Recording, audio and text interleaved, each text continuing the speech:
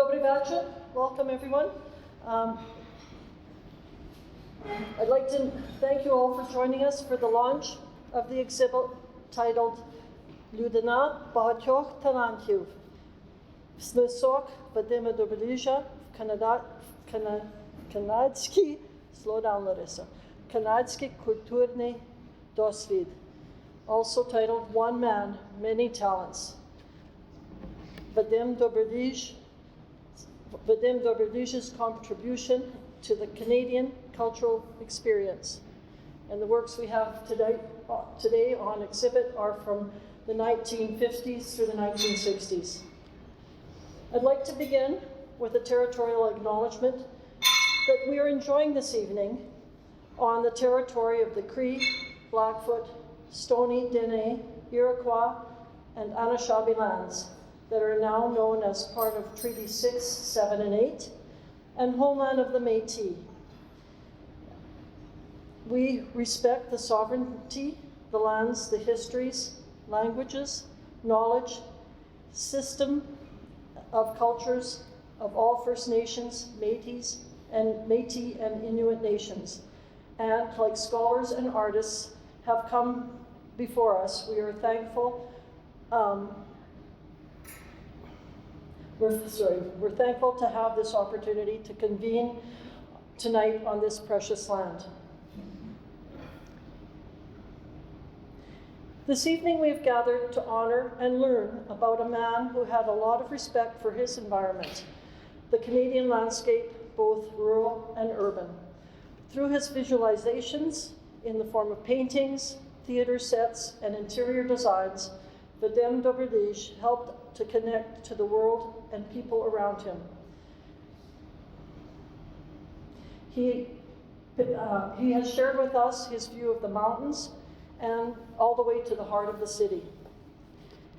Several years ago, we were at the Kule Folklore Centre, we were privileged to accept the donation of Vadim Dobrolige's sketches from his works that he did preparing for various things, for the churches he did, the Christmas cards that he did, and we worked together with Stephen Brees to put together a mini video, and I want to start this evening with that mini video to give you all a bit of background into this artist.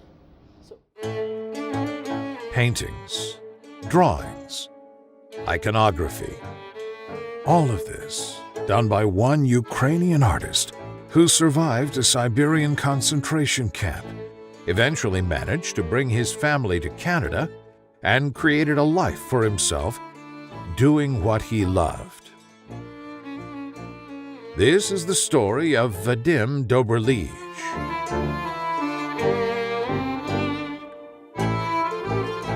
He was an artist first and foremost, and what he was portraying was the world as he saw it. My name is Natalia Dobrolige, and I am the daughter of the artist Vadim Dobrolige. While working in Kiev in the mid-1930s, he was accused by the Soviets of painting a Ukrainian symbol and was sentenced to Siberia. After 2 years there, he was about to be killed, but the commandant, instead of shooting everybody in the back of the neck, which is what they mostly would have done, opened the gates and said, "Go home, boys." He went home to Kiev. During the Second World War, he escaped the Nazis, wound up in a German displaced persons camp at Heidenau, and in 1948 made his way to Alberta, Canada. He had a very good start when we came to Edmonton. He was hired by the Hudson's Bay as a display person, and soon he became the chief of the display. He progressed to the point where in 2 years he felt able to strike out on his own, and he did. Taking jobs wherever he could, Dobrolige created stage sets, painted landscapes, designed restaurant interiors, and everything in between. The fact that he was a full-time artist is one of the things that impresses me the most. He was able to support his family with a career that a lot of people think you're not going to make it, and especially during the era that he lived. I'm Larissa Sembolik-Chaladin, and I'm an artist and a researcher at the Kule Folklore Centre, and I'm a big fan of Vádym Dobrolige. He was the man in the crowd that looked like an artist. He wore a beret, and he had these features and this look that he was always taking in information when he was in the crowd, whether he was looking at people. Now that I see his work, I realize that he was doing research 24/7. Some of his most famous work was done in St. John's Cathedral in Edmonton, Alberta, where he painted the icons and designed the iconostas. That's what really excites me about our collection, is that we've got a record of how he was thinking, the different colors he was trying, the way he sketched it out. And then from this point, he would then have done a full-size drawing and then taken it onto the wood to carve it.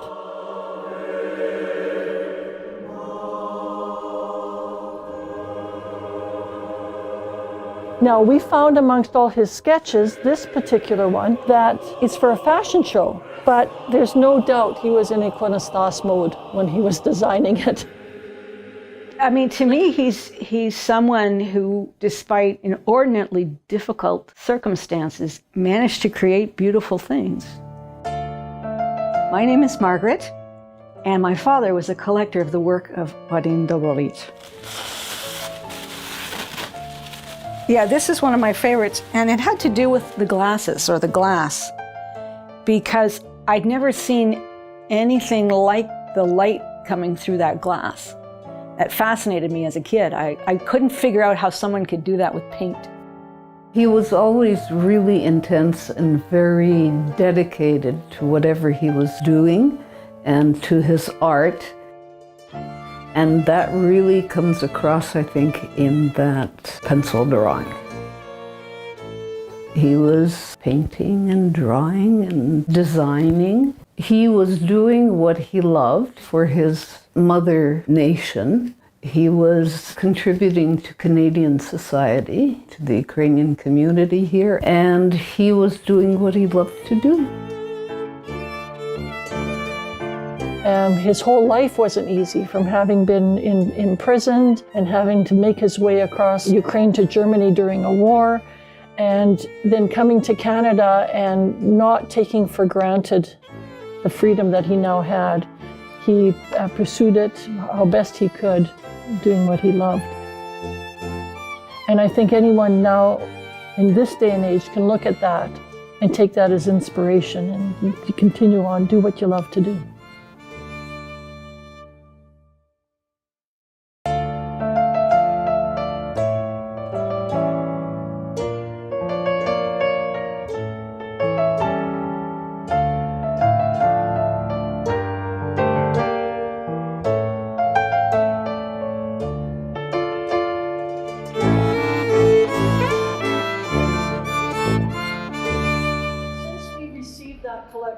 Many things have happened with it. The most significant is that the digital archives at the University of Alberta have scanned and digitized all of those sketches, the majority of them, which we'll be making available online. So if anybody wants to go through them, they will be there, and you can contact us how you go about doing that. We are extremely grateful that that collection also inspired a researcher in Vegreville, and that researcher was Wadym Dobrolige. She recognized the talent of Mr. Dobrolige and took time to search out his story in Ukraine, so from that side of his life before he came here, and how it connected to his legacy here that he left behind in Edmonton. So she was able to dive into the archives we had collected, as well as those at the Ukrainian Museum of Canada, Alberta branch. They have many of his fashion designs and sketches, as well as some of his other paintings. And currently, she has been able to collaborate with the Modern Languages and Cultural Studies Department at the University of Alberta, with us at the Wadym Dobrolige Ukrainian Folklore Archives at the Kule Centre. And we are extremely pleased to be able to facilitate with funds and research time and help to make her realize the exhibit and the catalog that she put together for us to share this evening. Now, I'm wondering if Vicky is here tonight. Did anybody spot her? No. Vicky Rotaro is the chair of Modern Languages and Cultural Studies, and she warned me she may or may not be able to make it because there's other commitments on campus. So with that, I would like to invite Dimitra to come forward and tell us a little bit more about Lada.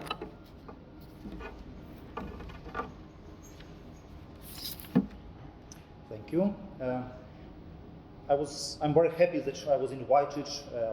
I'm happy that I had an opportunity to contribute to this project during the last few months. So thank you, Dr. Lada Tsembala, thank you, Dr. Larissa Tsembaluk-Chelad and Alana Dashkivska for this invitation.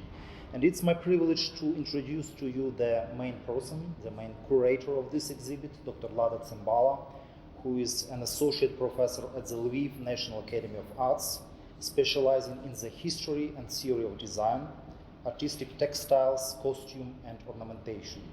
Dr. Lada Tsembala is active in her participants' international conferences. She has engaged in research exchanges in Edmonton, Kielce, Dresden, Krakow, Wrocław, and many other artistic and research centers. Her focus is on ethnic traditions in diaspora art and contemporary design, with many publications on Ukrainian decorative arts. Currently, she is exploring Ukrainian-Canadian fashion of the 1960s, 1980s, particularly the legacy of artist Vladimir Dobrolige. So, Dr. Tsembala, the floor is yours.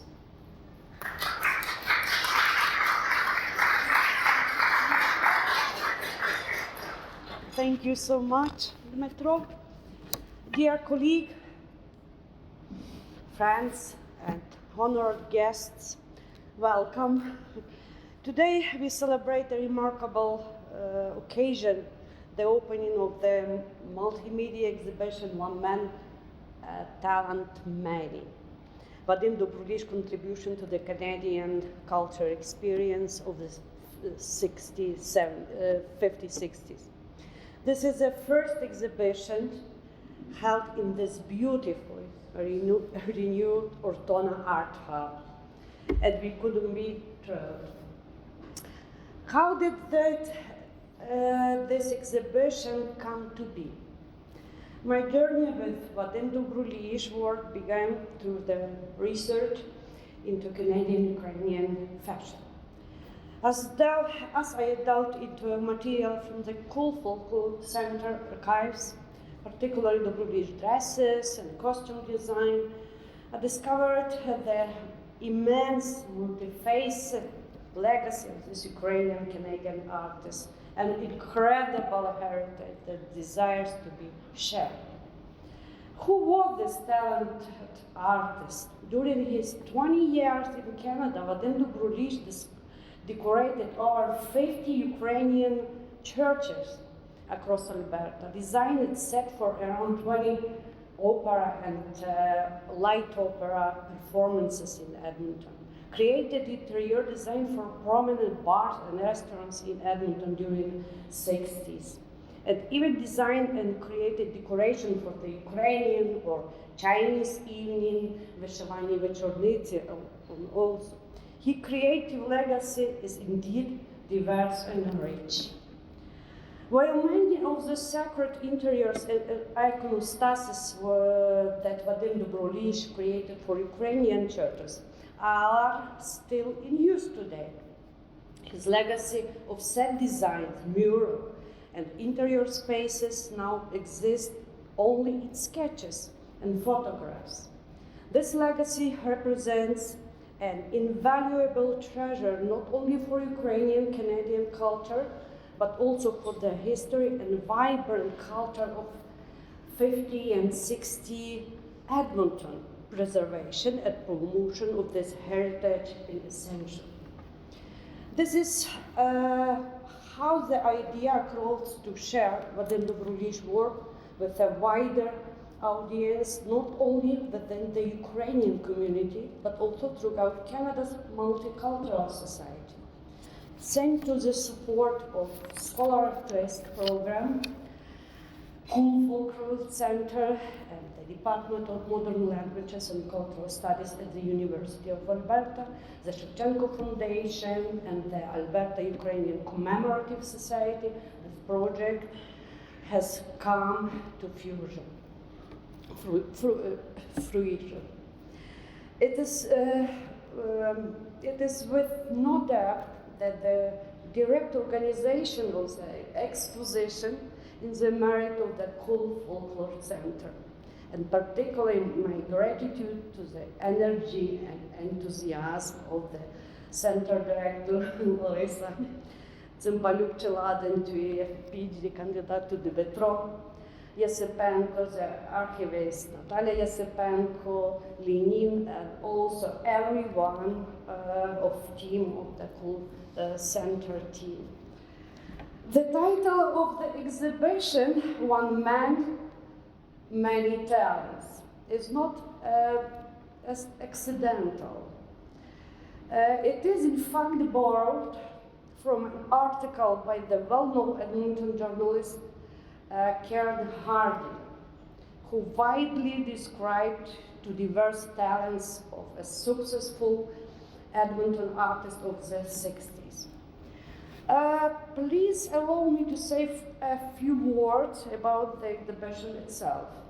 The exhibition consists of media and visual elements divided across 5 thematic screens illustrating different aspects and genres of Вадим Доброліж's work. Post-war painting, it's the first part, showcase his work from the post-war period and his early year adapting to life in Canada. Second part is sacred art, features his painting and polychromies for Ukrainian churches in Canada. Interior and mural designs present sketches of Edmonton's restaurants and mural from 50-60, including interiors of the Hudson's Bay Cafeteria, Sahara, Seven Seas, and the lost mural of Eskimo Bowl and Cascade Hotel in Banff. Yes, these are sketches, just sketches, often destroyed by fire or water. Indeed, the Dobrolige house and the artist studio were destroyed by fire twice in the 60s. But this is one of the possibilities to preserve and restore the popular city art of the 50s and 60s. Theatrical scenography highlights his work in Edmonton theatre, from the children's production of Wizard of Oz to major opera like Carmen and La Traviata, as well as his designs for fashion shows and stylish folk-inspired clothing. And finally, the fifth part is the fifth screen, is graphic design, graphic art, displays his graphic works, featuring traditional Ukrainian ornament, colors, symbols, and images. Each screen presents a unique story of Вадим Доброліж's talents. The photos, sketches, and artworks are accompanied by quotes from the artist himself or from his critics in Edmonton's 50 and 60 press. As you will see, Вадим Доброліж and his family were frequently mentioned in the press, well-known, successful, and highly respected. As for Вадим Доброліж's artistic style, it was as varied as the types of work he created. He once said, "I am what you would call an impressionist. I use color more than classical painters to create a stronger impression, but I believe in the form of the thing I am painting." Through this exhibition, like Вадим Доброліж, we aim not only to make a strong impression, but also to continue his influence on Edmonton's cultural history in all its its diversity. Finally, I would like to extend my heartfelt thanks to my partners Larissa and the Metro. Indeed, we made a great team. My gratitude also goes to all our donors, the Ortona Arts Hub team, and my dear family. Please enjoy exploring the exhibition. Thank you so much.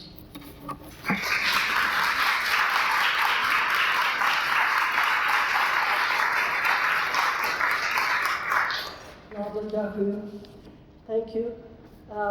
I'm so grateful to have met Lada and worked with her to bring the research, her long research. She's worked on this for over a year at least, and helped her to bring it to life and to be able to share it with everyone here.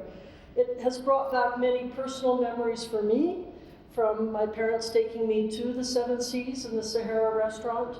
I attended my first Shumka concert, promoted by one of the posters that are similar to the one that's hanging here.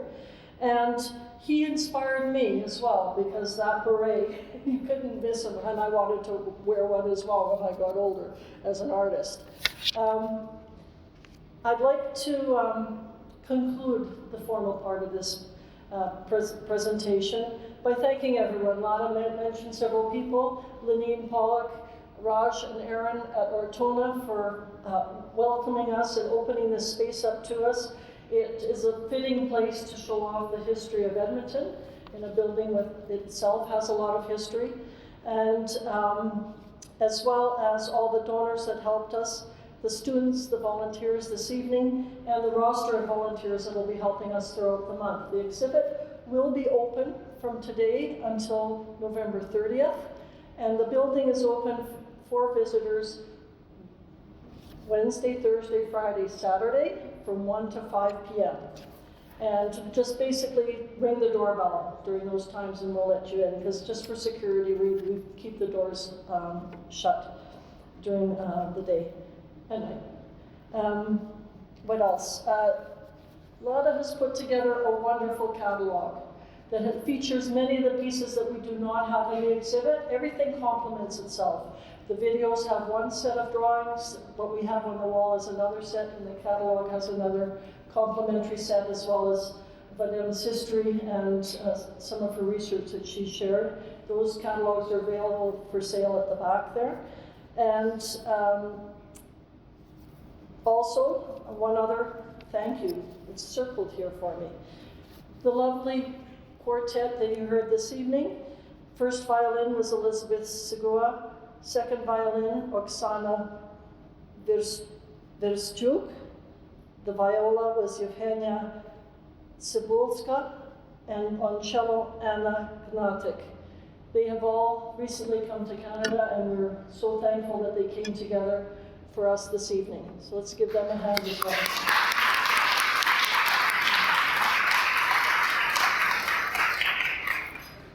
I hope I haven't missed anybody. And to end, I'd like to thank all of you for making time to come out and join us this evening. Lada's here for the entire evening if you have questions for her. And please enjoy, we have lots on the buffet and on the side. And I have this little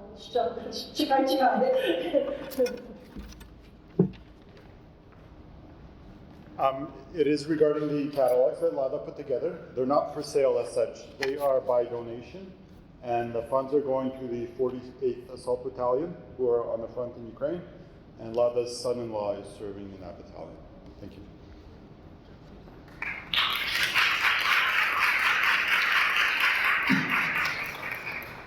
І то тепер вже кінець. Дякую, and enjoy the evening.